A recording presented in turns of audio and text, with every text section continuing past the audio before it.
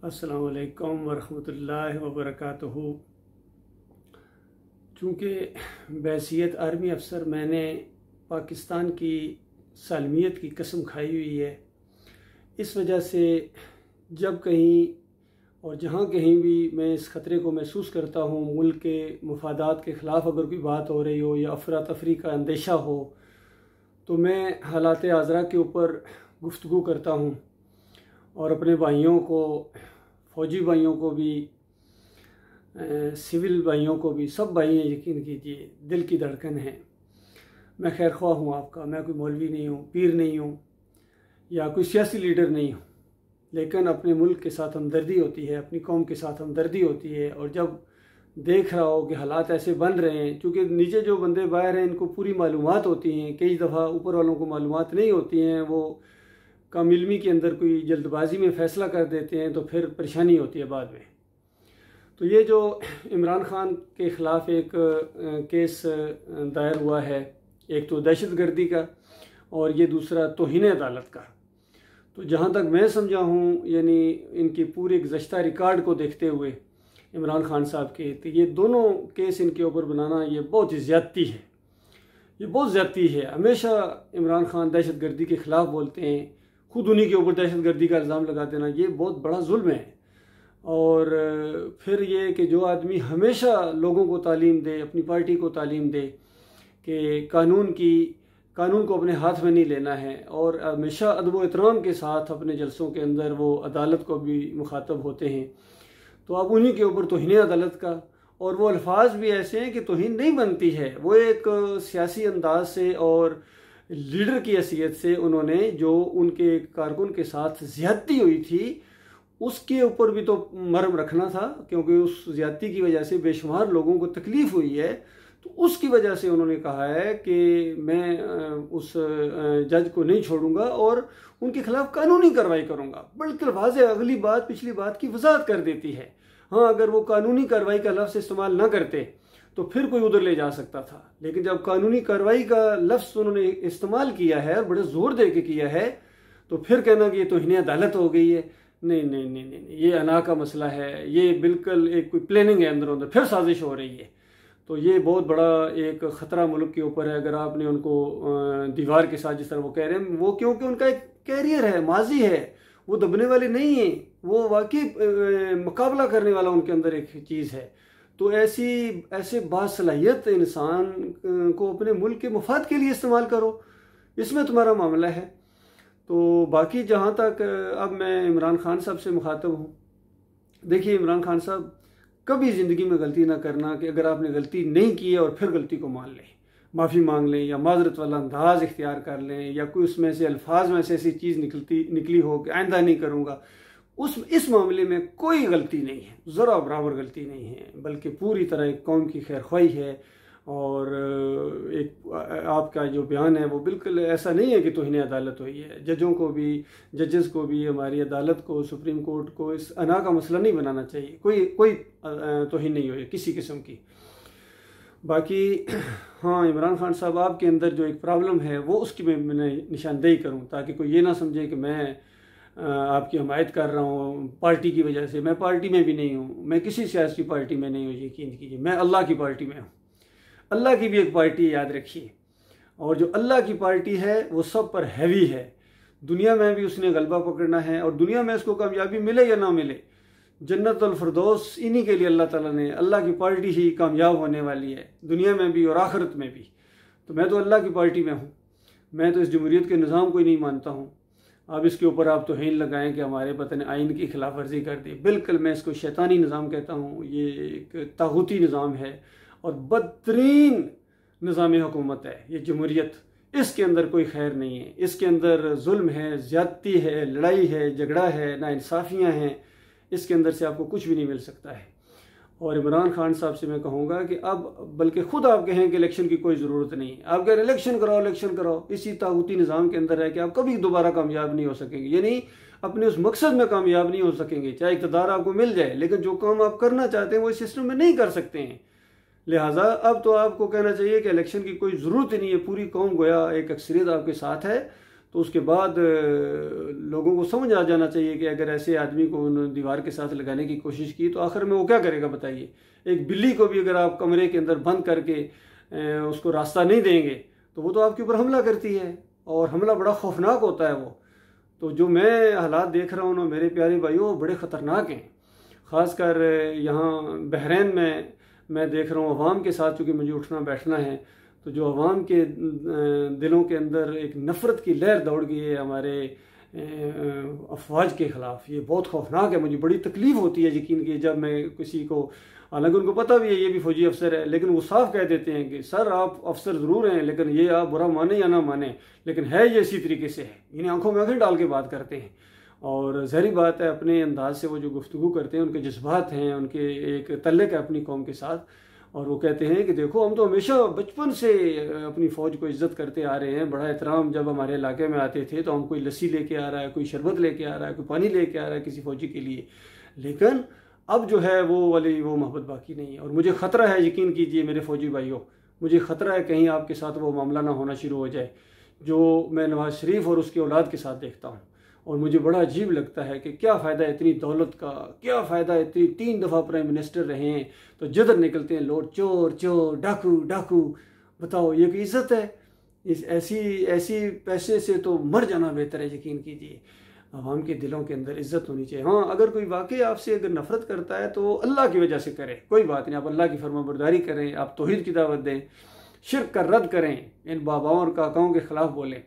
उस दिन मुझे बड़ा अच्छा लगा, एक पुराना इंटरव्यू इमरान खान साहब का वो मैंने देखा, बिल्कुल नौजवान लड़के से थे जिस तरह होता है। तो किसी ने पूछा भाई कौन से बाबा को आप मानते हैं, किसको? उनका मैं बाबों शबों को नहीं मानता हूँ, मैं इन पर बिलीव नहीं करता हूँ, मैं अल्लाह को हिस्सा। मुझे खुशी हुई, मैं कहा देखो इनकी बुनियाद के अंदर वो चीज़ है। लेकिन अब हालात की वजह से और लोगों को खुश करने के लिए जाके उन्होंने मज़ार पर भी जाके सजदा किया है, और यहाँ उन्होंने अपना इमाम जामन भी बांधा है, मैंने खुद देखा है, या अली मदद का पट्टा बांधा है। तो ये जो है ना इमरान खान साहब इन चक्करों में ना है, यकीन कीजिए इस वजह से आपकी हमेशा की आखिरत बर्बाद हो जाएगी, और फिर ना पूरी कौम आपको बचाएगी, ना पाकिस्तान बचाएगा, ना पूरी दुनिया में जो आपके फैंस हैं वो आपको वहाँ अल्लाह के अजाब से नहीं बचा सकेंगे, क्योंकि शिर्क नाकाबिले माफ़ी जुर्म है, नाकाबिले माफ़ी। बल्कि इस दावत को लेकर उठें, यकीन कीजिए मैं आपकी रहनुमाई करने के लिए तैयार हूँ। कौम ऑलरेडी आपके हाथ में है, बस वो जो कहते हैं ना ज़रा नम हो तो ये मट्टी बड़ी जरखेज़ है साकी। किसी इलेक्शन की आपको ज़रूरत नहीं पड़ेगी, किसी फ़ंड लेने की आपको ज़रूरत नहीं पड़ेगी। मैं गारंटी के साथ आपको कहता हूँ कोई फ़ंड्स लेने की आपको ज़रूरत नहीं पड़ेगी, अपील नहीं करनी पड़ेगी। और आपके कर्ज़े अगर चुटकियों में ज़ीरो पर ना आ गए तो कहना इस्लाम के वादे जो है ना वो ऐसे ही है, सिर्फ दिल बहलाने के लिए। लेकिन नहीं, यकीन कीजिए नहीं, इस्लाम एक सच्चा दीन है। इस्लाम अपनी पावर रखता है, अपनी ताकत रखता है, अपना सिस्टम रखता है, और शिकंजे के अंदर जकड़ देता है चीज़ को। तो लिहाजा मैं आपकी रहनुमाई दीनी नुक्ते नज़र से करना चाहता हूँ। कुरान और हदीस का इल्म अल्लाह ने मुझे दिया है, और ईमान अकीदे की मुझे समझ दी है, अल्लाह ताला ने तौहीद की समझ दी है। मैं शिर्क को पहचान गया हूँ, और मैं पूरी तरह एतमाद के साथ कह सकता हूँ कि आज भी वही इस्लाम अपना रंग दिखाएगा जो 1400 साल 1500 साल पहले उसने दिखाया था। और पाकिस्तान वाकई ये अल्लाह का कोई मंसूबा है मेरे प्यारे भाइयों। ऐसे नहीं है कि पाकिस्तान का मतलब क्या ला इलाहा इल्लल्लाह और पाक सरजमीन। तो इस ज़मीन को हम पाक करेंगे सबसे पहले शिर्क से। अगर एक शिर्क भी बाकी है, याद रखना, एक पीर भी अगर मौजूद है जो पिंडलियाँ दबवा रहा है अपने मरीज से, और एक भी जिसने नीचे बैठाए हुए हैं लोग और ख़ुद ऊपर खुदाई का दावा कर रहा है, या एक भी मज़ार और एक भी कोई गैर अल्लाह को नज़र न्याज करने वाला, नारे लगाने वाला, वास्ते वसीले वाला, जब तक यहाँ पाकिस्तान के अंदर है, ये पाक सरजमीन आप नहीं कह सकते हैं। हम सही मानों में इसको पाक सरजमीन बनाएंगे, यकीन कीजिए, नया पाकिस्तान बनाएंगे जिसमें वाकई ला इलाहा इल्लल्लाह होगा। आप कितना जोर देते हैं ला इलाहा इल्लल्लाह के ऊपर, लेकिन थोड़ा सा उसको खोलें ना। आप इतना कह देते हैं कि अल्लाह के अलावा कोई खुदा नहीं, अल्लाह के अलावा कोई खुदा नहीं, बस अमेरिका से नहीं डरना है। ये बातें नहीं है, ये भी है इसमें, लेकिन थोड़ा सा और खोले ना। अल्लाह के अलावा कोई दाता नहीं, अल्लाह के अलावा कोई दस्तगीर नहीं, मुश्किल कशा नहीं, खोटी खरी नहीं कर सकता, वास्ता वसीला नहीं, रुकू और सजदा नहीं। ये सारी चीज़ें हम यहाँ से ख़त्म करेंगे। पाकिस्तान से जब ताकत आएगी सारी चीज़ें ख़त्म करेंगे। तो ये आप ऐलान करें, फिर मैं देखता हूँ आपके दाएं तरफ कौन है, बाएं तरफ कौन है। हो सकता है तकरीर जब आप ख़त्म करें तो आधा ग्राउंड खाली हो चुका होगा, और ऊपर स्टेज भी, और हो सकता है कुर्सियाँ उठाकर आपको मारें, क्योंकि तौहीद के रास्ते में तो मार खाना पड़ती है। ला इलाहा इल्लल्लाह की जब दावत दी थी मोहम्मद सल्लल्लाहु अलैहि वसल्लम ने मक्का में, तो क्या हाल हुआ था। तो यहाँ ये गाना बजाना, म्यूज़िक, सब कुछ, डांस और ये फाशी के साथ आप कैसे समझते हैं कि आप ला इलाहा इल्लल्लाह का एक नारा लगा के और मदीना रियासत बना देंगे, तो ये अल्लाह को धोखा देना ये अच्छी बात नहीं है। अल्लाह को धोखा देना ये बहुत ही बड़ी जहालत है, बहुत बड़ी नादानी है, अपने मालिक और खालिक को धोखा देना और मजाक उड़ाना। ये कलमे का मजाक है इस अंदाज से कि आप कहें ला इलाहा इल्लल्लाह का मतलब बताएं और फिर नारे के उसी के दौरान जनाब नारा हैदरी लगे, या अली मदद, वो शेख रशीद ने लगाया था और इस तरह के नारे। ये तो अल्लाह के दीन का मजाक, कलमे के साथ गद्दारी है। और मैं अपने फ़ौजी भाइयों को फिर कहूँगा, मैं 70th PMA लॉन्ग कोर्स का हूँ, 7 पंजाब रेजिमेंट, PA नंबर 23232। और मैं खैर ख्वाह हूँ आपका। आज से 37 साल पहले यही बात मैंने अपनी यूनिट में भी कही थी, अब यहाँ भी आपको कह रहा हूँ कि पूरी तरह मैं शरअ सदर है कि इस्लाम का नाम लेते हुए, जहाद का नाम लेते हुए, अल्लाह का नाम लेते हुए और अल्लाह की फरमाबरदारी करते हुए आपको ज़रा भी शर्म नहीं आनी चाहिए। यकीन कीजिए, ज़रा भी ज़हनी मरबूत नहीं होनी चाहिए। मुझे बहुत तकलीफ़ हुई, यकीन कीजिए, जब हमारे आर्मी चीफ जनरल बाजवा साहब, दाएं तरफ भी 3 जर्नैल हैं कि 4, बाएं तरफ भी 4 जर्नैल खड़े हैं और वो अपील कर रहे हैं इंटरनेशनल बरादरी, हमें ये करो, कर्जा दो, हमें मारे गए, ये होगा। ये अच्छा नहीं लगता है। फिर आपने वहाँ IMF को कर्जा रिलीज़ कराने के लिए पता नहीं किससे सिफारिश कराई, उस वक्त भी मुझे दुख हुआ था। आप यकीन करें, ईमान अकीदे की बात की तरफ आए, मेरी बात मान लें, आपको ये बिल्कुल नहीं करना पड़ेगा, बिल्कुल नहीं करना पड़ेगा। आपको सच्ची इज़्ज़त अल्लाह ताला अता फरमाएगा। और जब अल्लाह के दीन का नाफिज किया जाएगा, ईमान अकीदे की हुकूमत होगी, तो फिर सबसे पहले मैं जो एहतसाब शुरू करूँगा, सुन लो मेरे प्यारे भाइयों, वो मैं अपनी फ़ौज से शुरू करूँगा, क्योंकि मैं खुद फ़ौजी हूँ। सबसे पहले अपनों से ये होता है, अपनों को छोड़कर दूसरों को पकड़ना शुरू कर देना, या बड़ों को छोड़ के छोटों को पकड़ना शुरू कर देना। ये तो कौमें हलाक और तबाह और बर्बाद हो गई हैं। जब नबी अलैहिस्सलाम ने आखिरी खुतबा दिया था तो सबसे पहले पर्सनल एग्जाम्पल पेश की थी कि सूद का ख़ात्मा और सारी रस्में मेरे पाँव के नीचे, और जितना सूद है अपने चचा का नाम लिया कि उसके उनके ज़िम्मे या वो लेन देन है, सब मेरे पाँव के नीचे ख़त्म। जो लेना है वो माफ़ किया, जो देना है सवाल ही नहीं पैदा होता। और अल्लाह और अल्लाह के रसूल से ये जंग है, सूद लेना भी, सूद देना भी। तो ये सारी चीज़ें दोबारा इंशाअल्लाह बड़ा मज़ा आएगा। यकीन कीजिए, आप ज़रा यकीन तो करें इस बात के ऊपर। दिखना पूरी दुनिया के अंदर हल चलना मत चाहिए तो मुझे कहना, और कोई तुम्हारा बाल फीका नहीं कर सकेगा। यकीन कीजिए, बाल फीका नहीं कर सकेगा कोई। सारे कदमों में आएंगे, ढेर होंगे, जिजिया देंगे। फ्रांस जिजिया देगा, मैं आपको बताऊंगा, आपको इंग्लैंड जिजिया देगा आपको, और अमेरिका जिजिया देगा। आज रूस के पास जाते हो, चाइना, ये जिजिया देंगे। या तो कहो इस्लाम की सच्ची बात नहीं है, अल्लाह की ताकत ज़रा कमज़ोर हो गया। अल्लाह बूढ़ा नहीं हुआ है, मैं बूढ़ा हो गया हूँ, अल्लाह नहीं बूढ़ा हुआ, याद रखिए।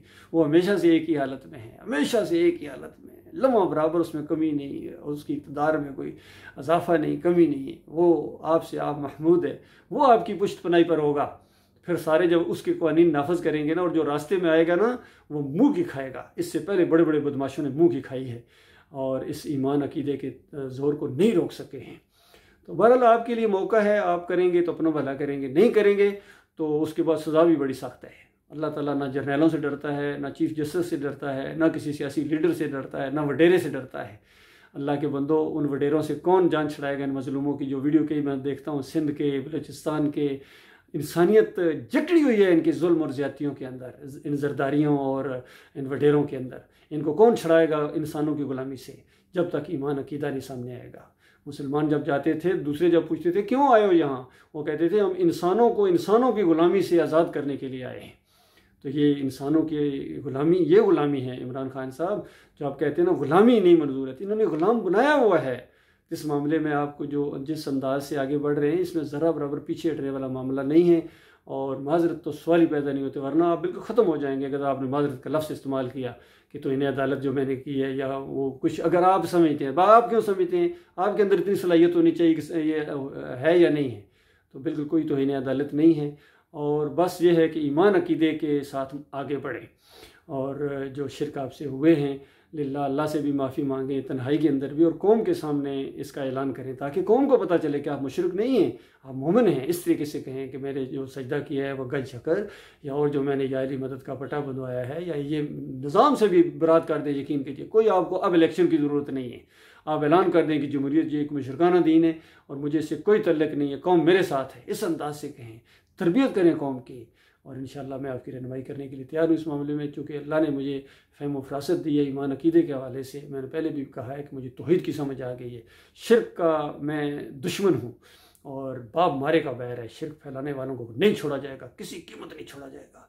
और जब अल्लाह ताला हमें इक़्तिदार देगा तो शिर्क और कुफ्र का जनाजा उठा दिया जाएगा, सबको बुलडोज़ कर दिया जाएगा। आपने तो सिर्फ कहा था ना कि मैं पता नहीं वो कौन सा गवर्नर हाउस बुलडोज़र कर दूंगा तो फलां ये कर दूँ, कुछ भी नहीं आपने किया। मैं करूँगा, मैं मज़ारों से आज शुरू करूँगा, सब मज़ारों को बुलडोज़ किया जाएगा।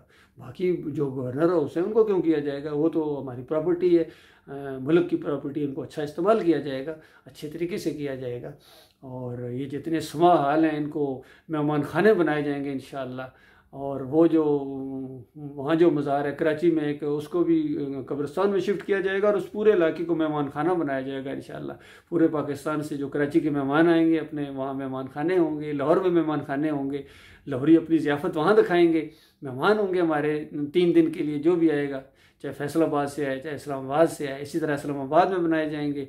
और इधर से जो लोग आएंगे वहाँ सैर कर रहे हैं, जिस तरह इंशाअल्लाह उनको इज़्ज़त और एहतराम के साथ रखा जाएगा। ये एक माहौल होगा मुमनाना इंशाअल्लाह, और शिर्क और कुफ्र का ख़ात्मा हो जाएगा, जनाजा उठ जाएगा। और इस सारे कुरान और हदीस के अलावा जितने ये बनावटी आईने, इंसानों के बनाए हुए आईने, इनको पाँव के नीचे से रौंद दिया जाएगा। ज़रा बराबर इनकी कोई वो नहीं है। और हाँ, जो कुरान की तौहीन करेगा ये तौहीन अदालत है। जो अल्लाह और अल्लाह के रसूल की बात की ज़रा मुखालफत करेगा, जो कब्र पक्की करेगा, जो मज़ार बनाएगा, जो उर्स करेगा, जो कोई नारा लगाएगा, गैर अल्लाह की नज़र न्याज करेगा, घोड़े को पूजेगा, ये तौहीन अदालत होगी। इन पर मुकदमे बनेंगे फौजदारी, इनको जेलों में ठोंसा जाएगा। अल्लाह के बंदो, ये दीन है, ईमान है, ये कोई भीख मांगने वाला दीन नहीं है। बुखारी बना दिया पूरी, चंदे मांगते हैं, बसों में चढ़ते हैं। जो मैं उनको भी कहता हूँ, वो चंदे मांग के मस्जिदें बनाते हो, फिर मस्जिदों में भी शिर्क और कुफ्र फैलाते हो, अपने मसलक फैलाते हो। तो ये चंदे मांगने वाला यानी इस अंदाज से दीन नहीं है कि चंदे मांग के मस्जिदें बनाई जाए, चंदे मांग के कर्जे और फिर सूद दिए जाएँ। सवाल ही पैदा नहीं होता। आप सूद, बिल्कुल सूद के बगैर मामला होगा, ना लैन सूद का होगा ना दैन सूद का होगा। जो दे चुके सो दे चुके, उसके बाद एक पाई नहीं दी जाएगी, बल्कि पिछला भी बैलेंस किया जाएगा जो फालतू लिया है। इस अंदाज से आपके कर्जे तो ख़त्म हो जाएंगे इंशाअल्लाह। इतने वसाइल हैं हमारे पास अल्लाह की मेहरबानी से। सिर्फ ईमान की कमी है, कमी नहीं बल्कि ख़ात्मा है ईमान का। ईमान नहीं है, ईमान ख़त्म है, तब ये सारे मामलात हो रहे हैं। तौहीद नहीं है, शिर्क है। तो ये शिर्क की बुनियाद के ऊपर खड़ी है सारा सिस्टम। तो ये बुनियाद ठीक करने की ज़रूरत है। अल्लाह ताला गौर व फिक्र करने की तौफीक अता फरमाए।